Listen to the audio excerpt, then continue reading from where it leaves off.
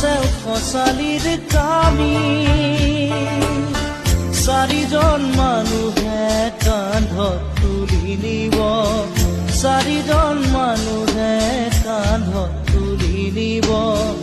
নৈৰ ঘাটলে বুলি মোৰ মনাই নৈৰ ঘাটলে বুলি দেহৰ ভৰসা নাই বুজিছানে নাই দেহৰ ভৰসা নাই বুজিছানে নাই আজি হাঁহি আছো ক'বতো নোৱাৰো।